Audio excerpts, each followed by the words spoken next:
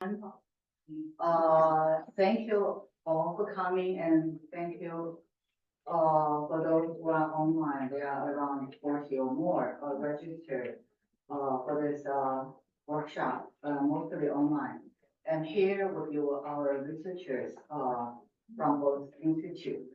And some people, for example, Professor Chiu, and our coordinator of sub-project 3, Migration and Unequal Citizens and Critical Legal Studies.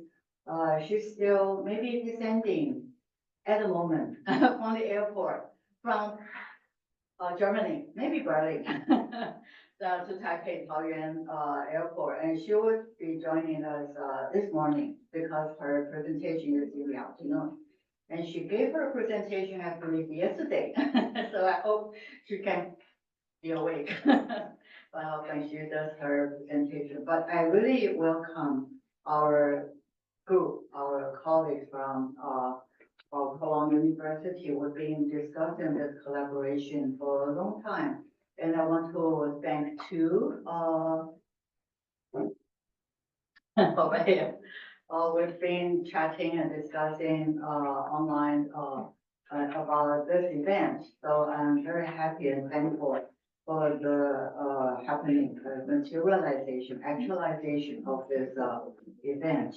But I want to invite Professor Michaela of Pelican, Professor, the leading principal investigator of this research unit, and Professor of Cultural Anthropology at the University of Cologne.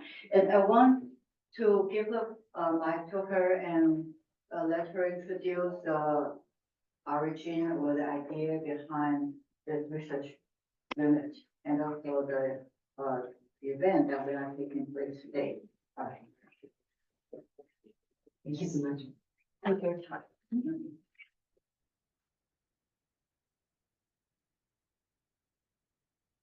Good morning to everybody, and I'm very happy to have this opportunity here to introduce and open this workshop with the first part of the welcoming remarks. So my Maybe name you can stay over here because maybe the camera, and also the light will not be thank you. on you. Yeah. So people can see you. Yeah. So my name is Michaela Pelican. I am the speaker of the research unit for production and reproduction of social inequalities. And I would like to start by giving you a little bit of information about this research unit and also about the Global South Study Center of the University of Cologne, where the research unit is located, has its base. So that you get an idea of, how this work also came about a little bit. So, yeah. So we are coming here together for this workshop, the production and reproduction of social inequalities. And we are very happy that we'll be able to organize this workshop together with our colleagues here, because the research unit has been functioning since, now I have to calculate myself, it's nearly 4 years. And it's a research unit that has been funded for 5 years in total by the Volkswagen Foundation. Sorry, let me show you here. Basically, this is the research unit that has been funded since 2020. And the research unit has 4 main members, the principal investigators, and all of us are here. There is Professor Neron Seleke, who is sitting over there. So she is heading one project in Ethiopia. Then Two, our colleague who is co-organizing this workshop, she is heading one project which is focusing on South Africa and China. Ulrike Lindner, who is sitting over there together with Fabiana Kutsche next to her.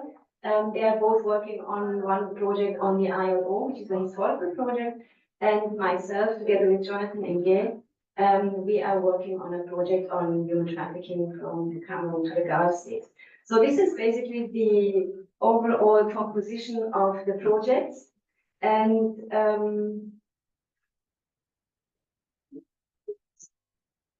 we are working on the larger question of the production and reproduction of social inequalities. I want to say something about the Global South Studies Center. So you see that the colleagues, we are based at different universities. We had a third university involved, but basically we have two universities now in Addis Ababa and the University of Cologne.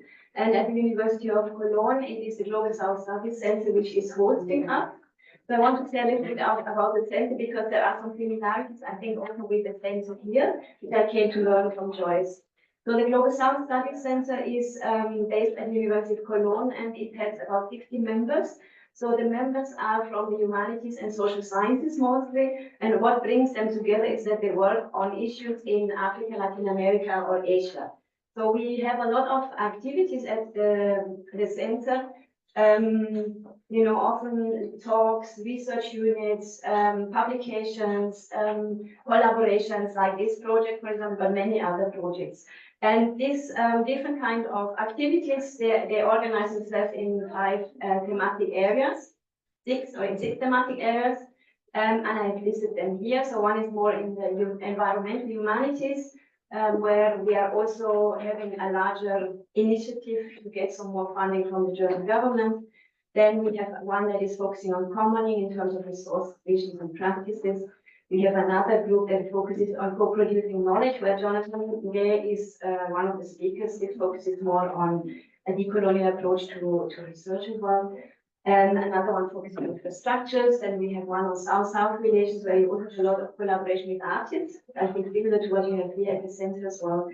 And the last one on transregional museum and heritage studies. So this is just about the Global South Studies Center. And you also have a card in these bags. They are from the Global South Studies Center, and you have some more information if you are interested. I want to say a little bit more about the research unit. So you see here the members. We are quite a large group of researchers working on this unit.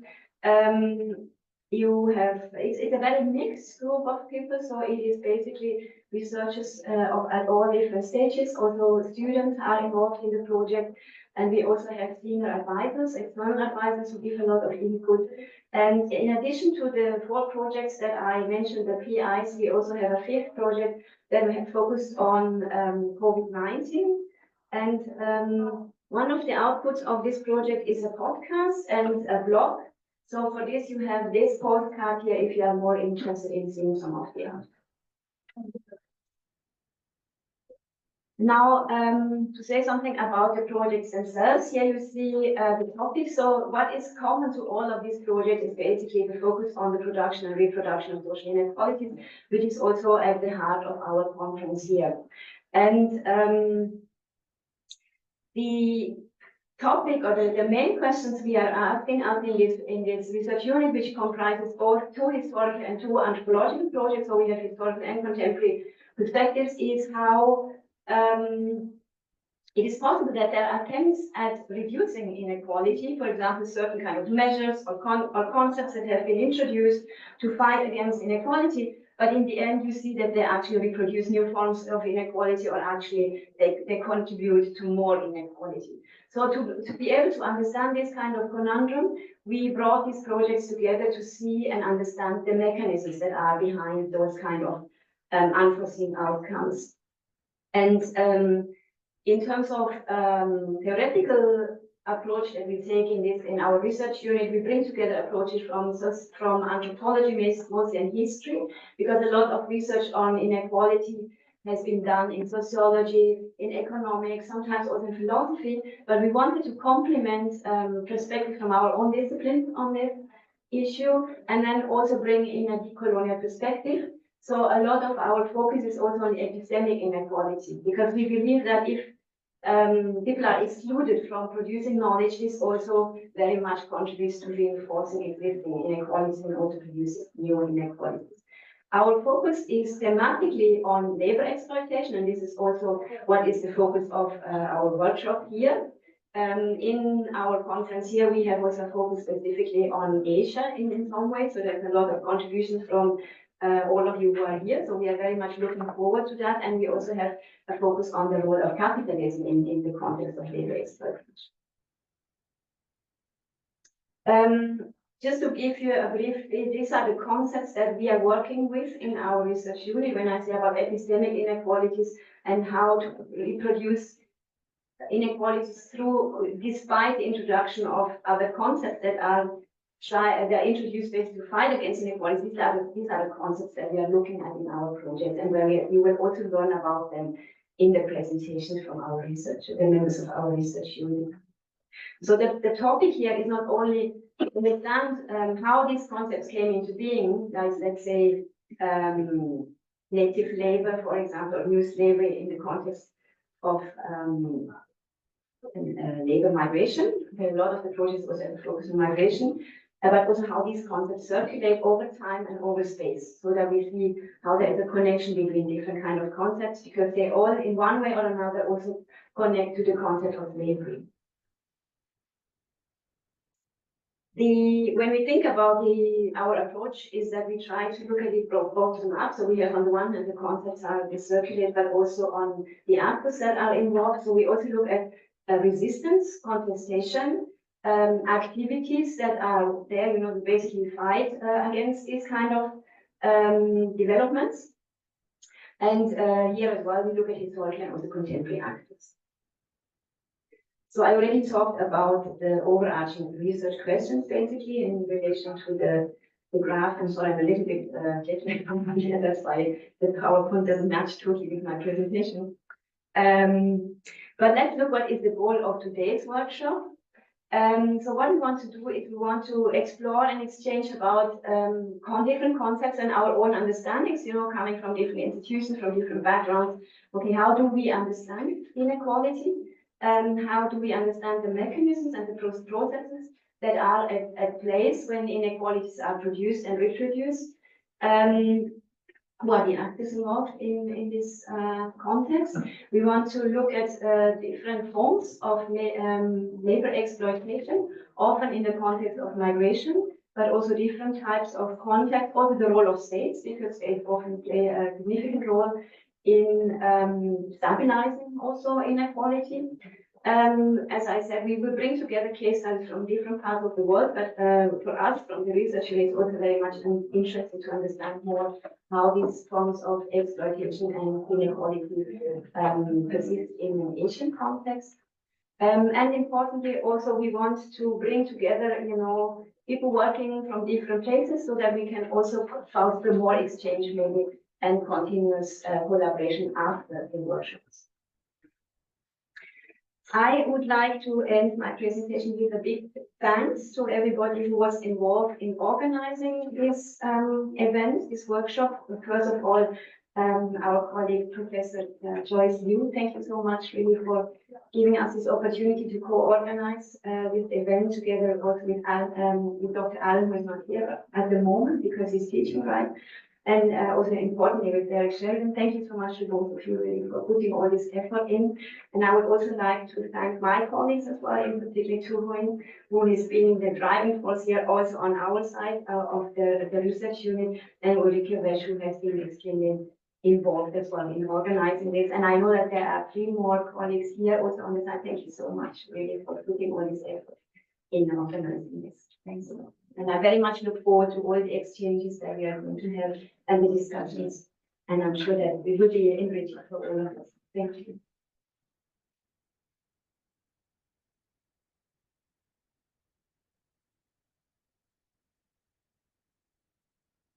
Thank you so much.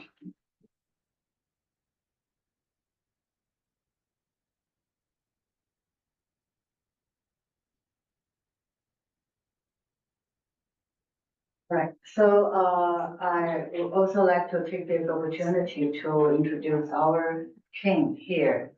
It is very exciting and illuminating to see what you have done in University of Cologne, and which actually corresponds to our concern for a long time. And our center, sponsored by the government,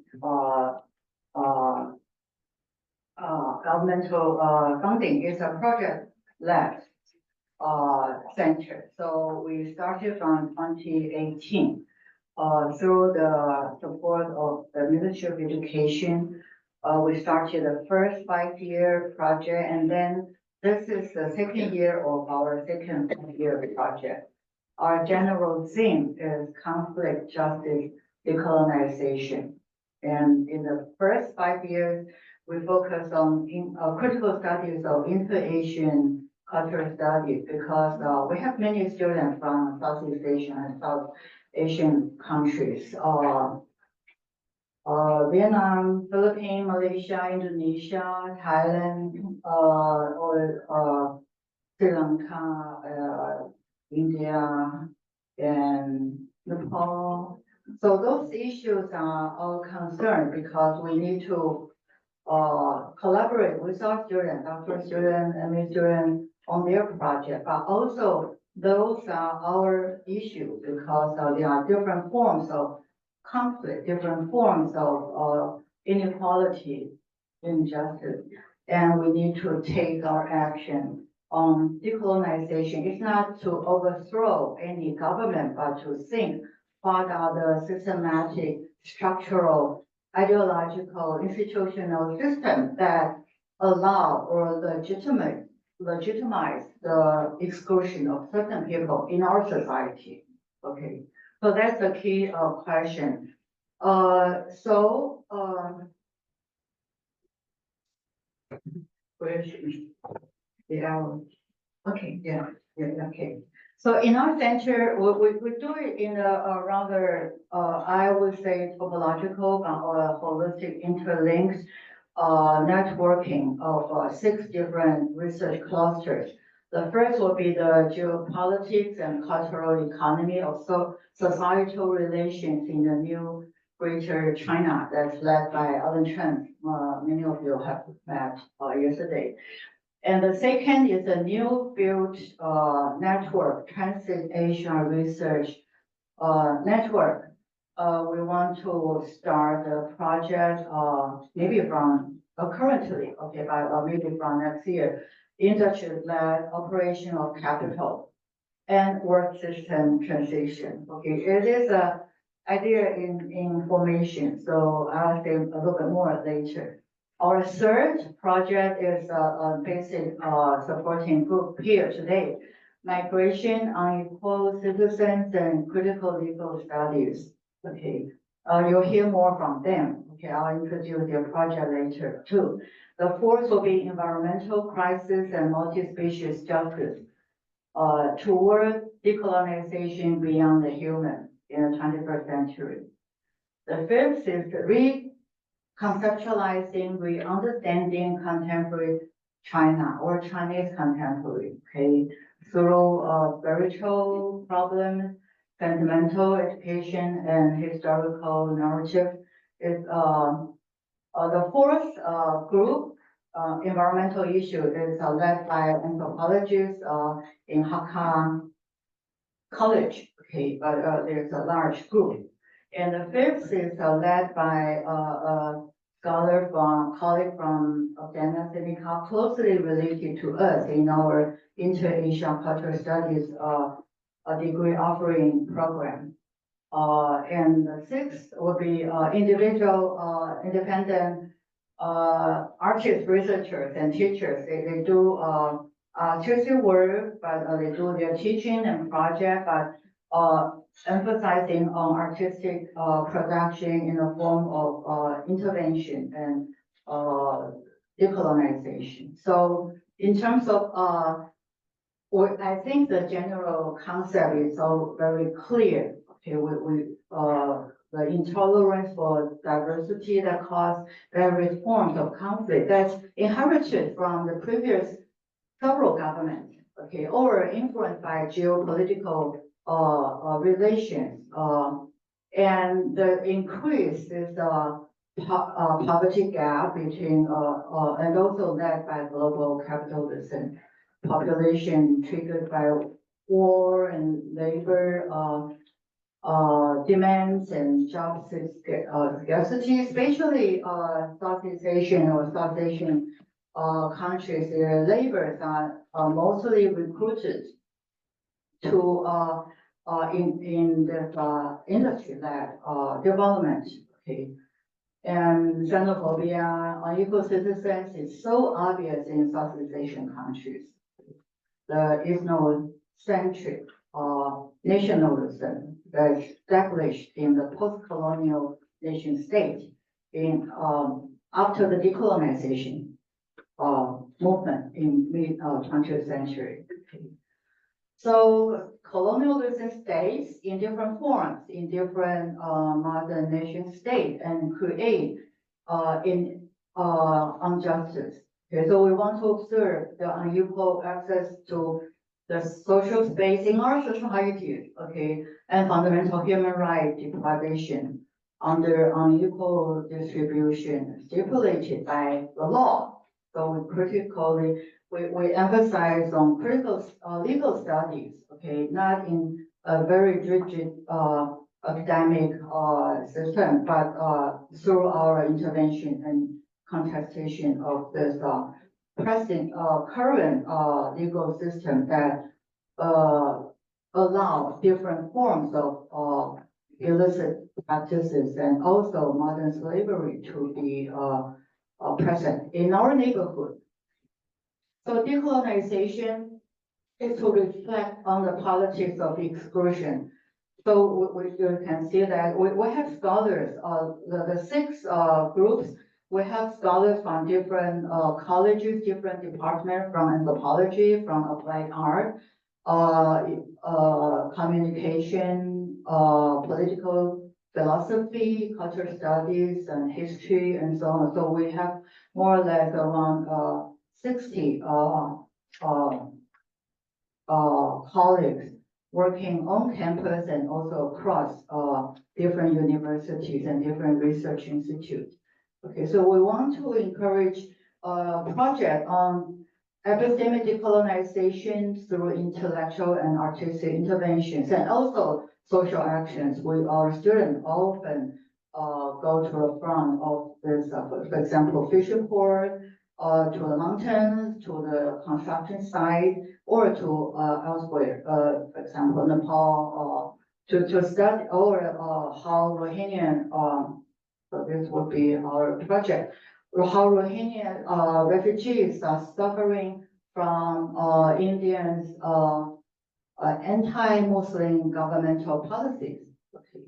So besides me, Dr. Chiu, who I said was descending from the air, and Pelican, Li Qi, Jonathan, Indonesian student, Bonnie Ling, Yang Ya, Wen, and Doma.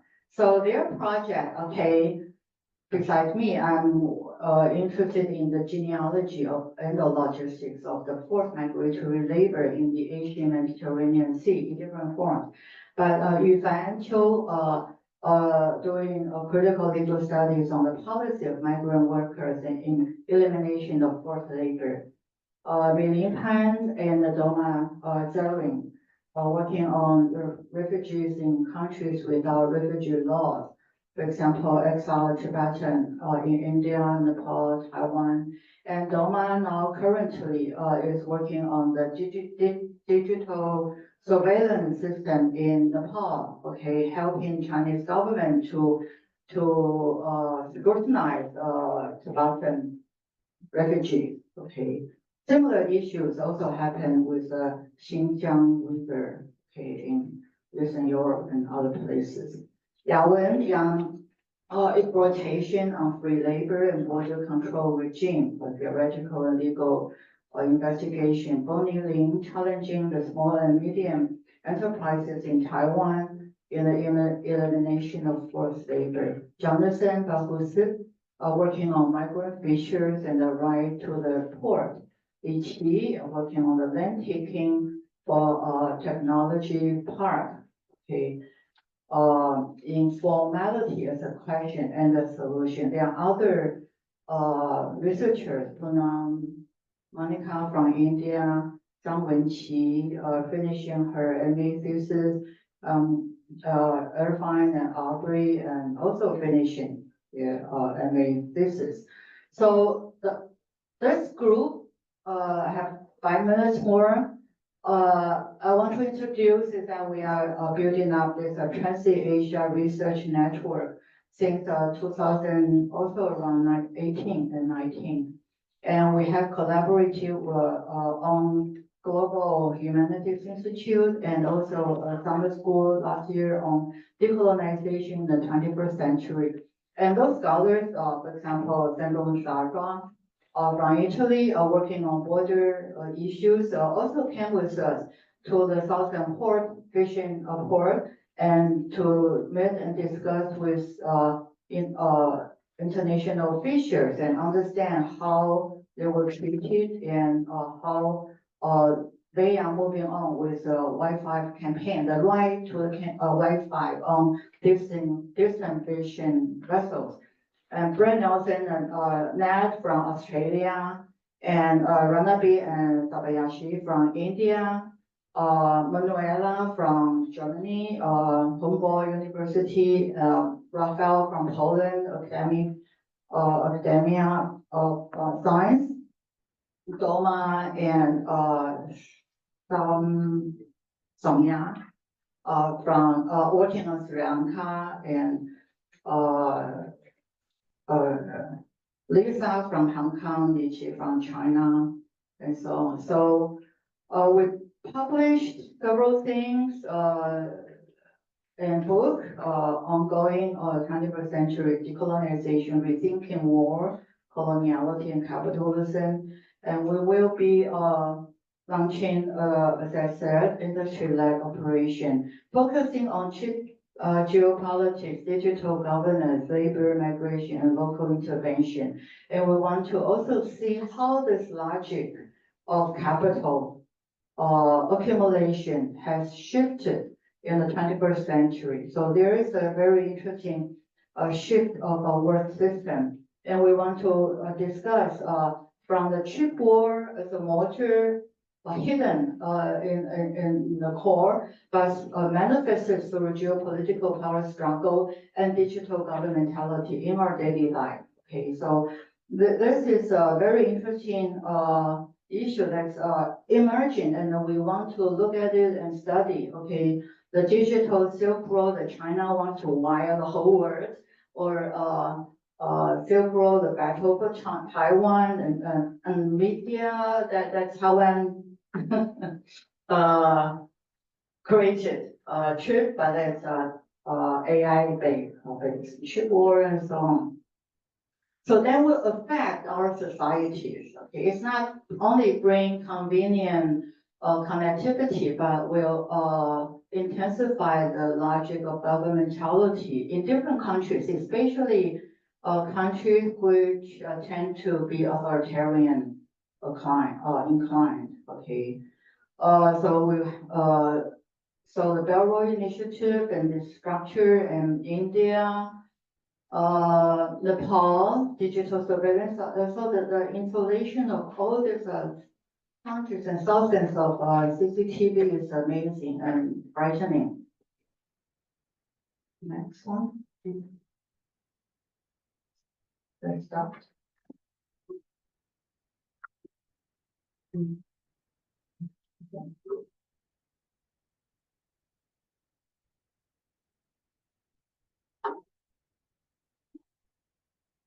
So there are several case studies. Also, the other one is on Sri Lanka, how there's several ports being purchased by China as a Belt Road Initiative for 99 years or more.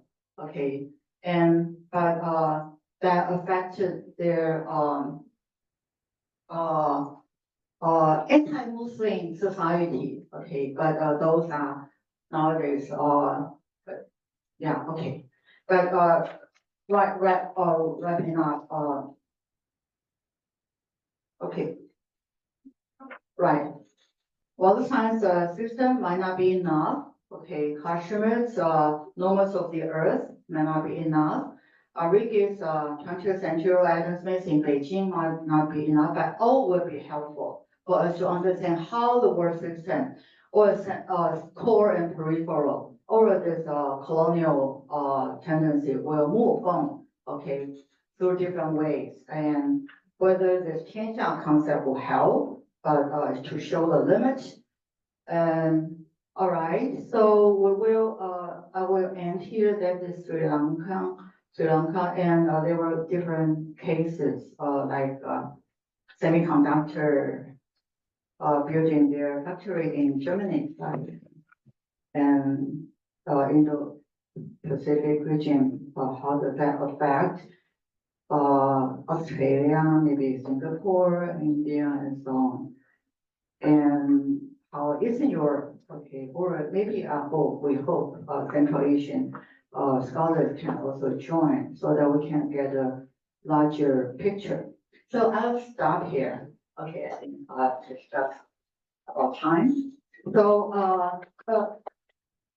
part of this concept would be in some of our presentation today and tomorrow. Okay, but those group we are building up with mostly Translation, that is moving from one to the other and seeking the large and linking or the conflicting structure of different power relation. Of course, within the global context, but it's grounded and rooted in a geopolitical and geohistorical context. So we want to really investigate the logic, but also the phenomenon. Okay, so different cases. So I stop here. Thank you. I think that's a good opening.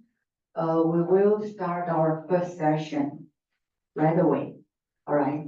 And we will take a group photo sometime. So try to keep up your good spirit and wait for the moment. I want to wait for Alan Chun to be here and Chiu to be here so that we have a real complete group photo. All right. So I'll hand this to Chiu to moderate the first session. Okay, thank you.